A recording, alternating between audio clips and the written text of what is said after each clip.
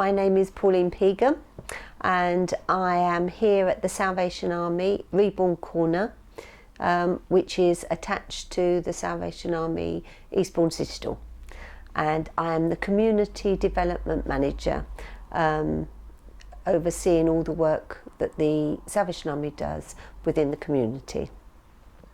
And the history, a little bit of history of the Salvation Army in Eastbourne is that William Booth started the Salvation Army in 1865, and the Salvation Army in Eastbourne, the work here started in 1890, so that was 125 years ago, and this year we are celebrating 125 years of work.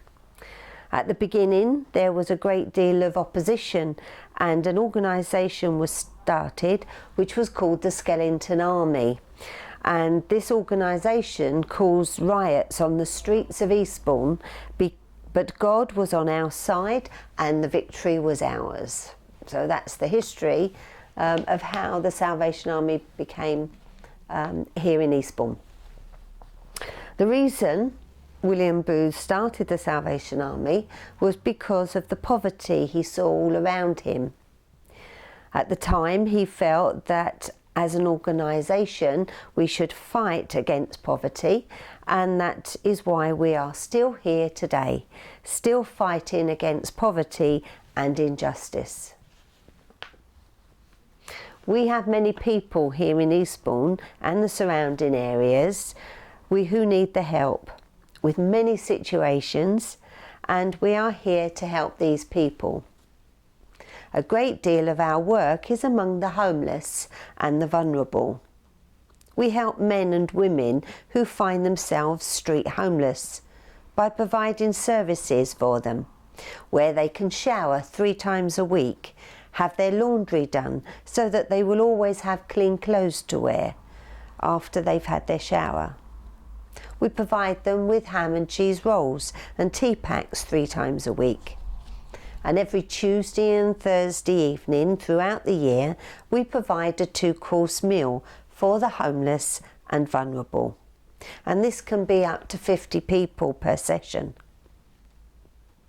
As well as these services, we have Reborn Corner Day Centre, which was opened 5 years ago. The centre is open 5 days a week from 10 o'clock until 4. This is a safe place where clients can come and relax and get help and advice as necessary. There is hot food available at very low costs all day. Computers are there for our clients for the use of looking up for accommodation, universal job search, to make new benefit claims, and for their own private use such as emails, etc. We provide a collection of daily newspapers, books that they can borrow, DVDs that they can borrow and see at the centre or take home. They can relax also by playing games on the computer.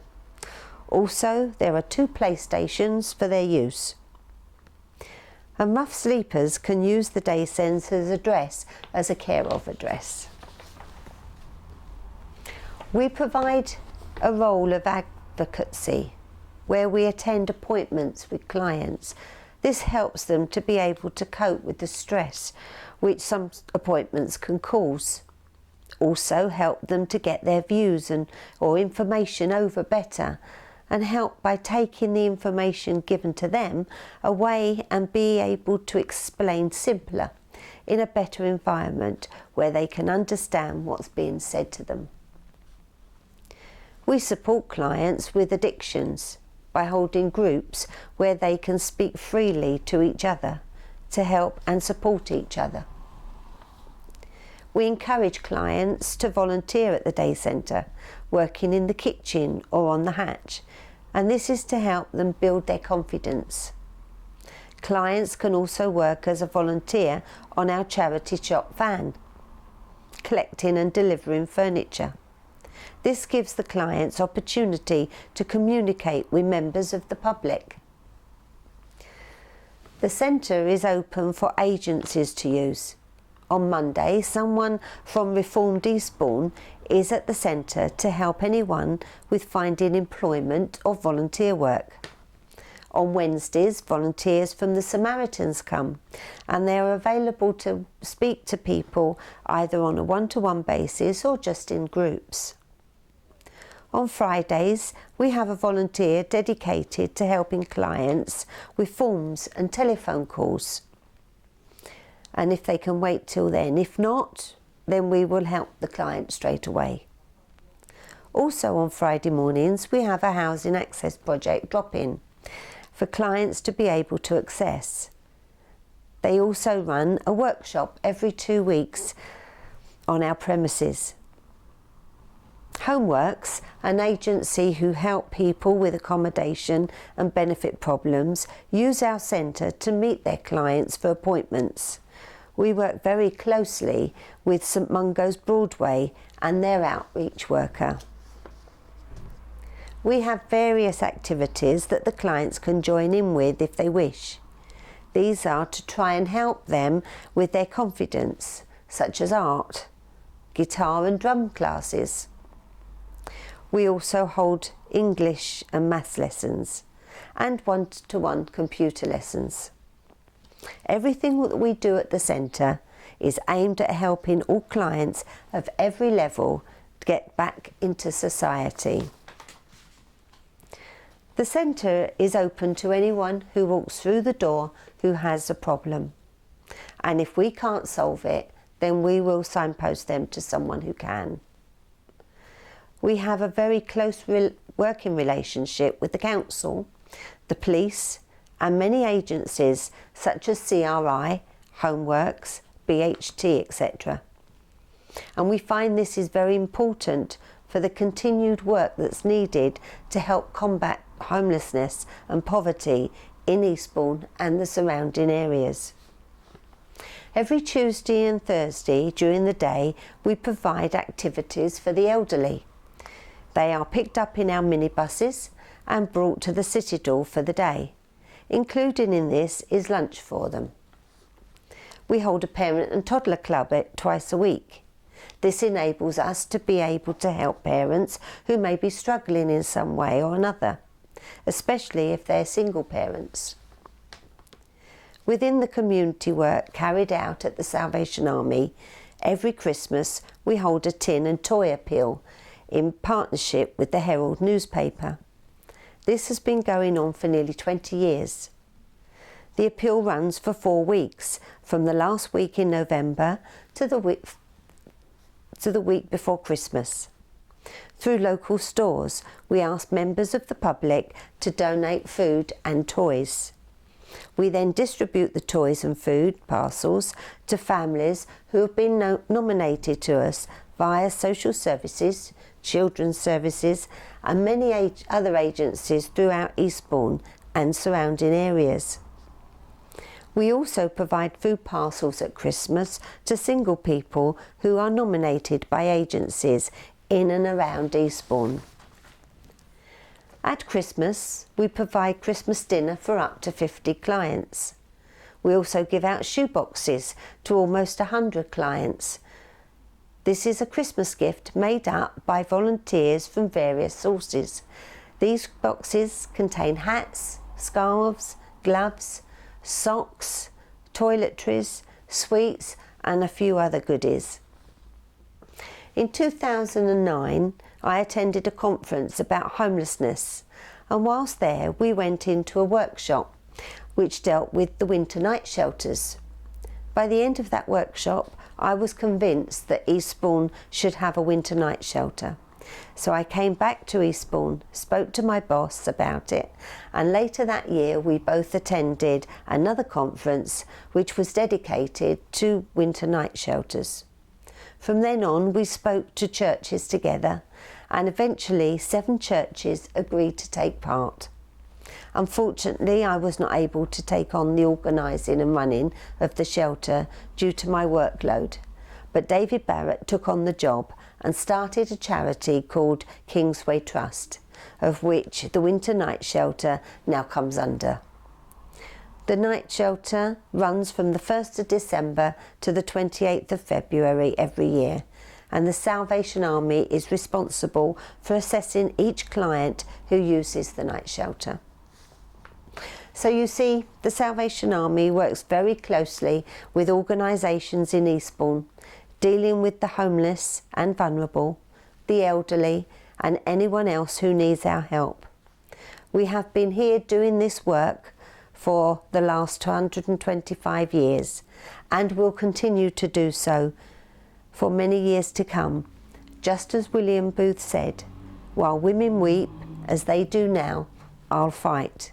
While men go to prison, in and out, as they do now, I'll fight. While there is a drunkard left, while there is a poor girl lost upon the streets, while there is a dark soul without the light of God, I'll fight. I'll fight to the very end." So this is why the Salvation Army is still here in Eastbourne, doing the Lord's work, fighting poverty and helping the homeless and vulnerable, and we will continue to do this. Thank you. Okay, finally, Pawnee, if you just say, how did your involvement in the Salvation Army begin? Well, I was born into the Salvation Army. My parents and my grandparents were all Salvationists, and my family belonged to the Salvation Army, and when I was born I was dedicated as a baby into the Salvation Army, and then when I was 6 years old I became what they call a junior soldier, when I gave my heart to the Lord, and then when I was 16, I think, I became a senior soldier, and from then I took on the roles of being in the songsters, and then at the age of 21 I passed my driving test, which was very important because we didn't live local to the Salvation Army, and I said if I passed my driving test I would take on the children's work, and that's what I did. So from the age of 21 until I moved to Eastbourne 10 years ago, I did children and youth work, but I worked in a full-time job also, and for 10 years I worked at the William Booth Training College for officers at Denmark Hill. I then moved to Eastbourne, and it was 7 years ago when at the Corps, the officers knew that I was looking for a job. Although I was in employment, I wasn't really happy, and so they asked me if I would like to take on the role.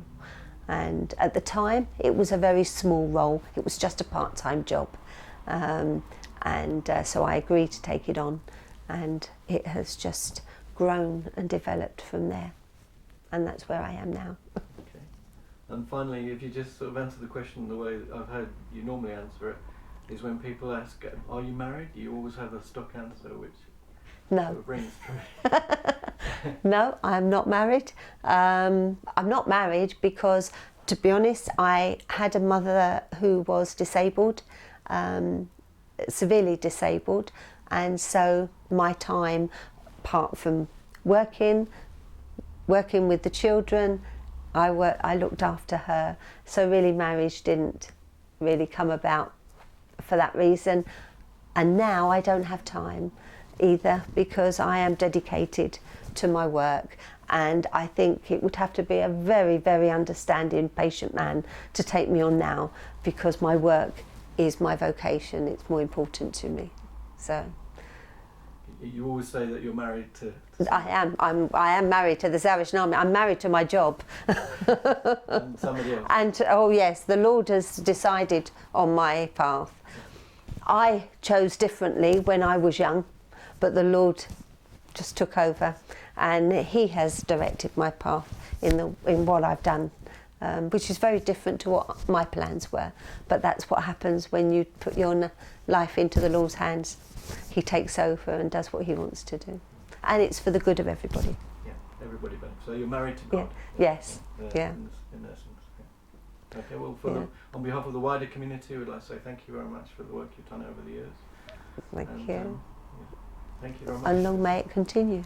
Indeed. That's definitely there.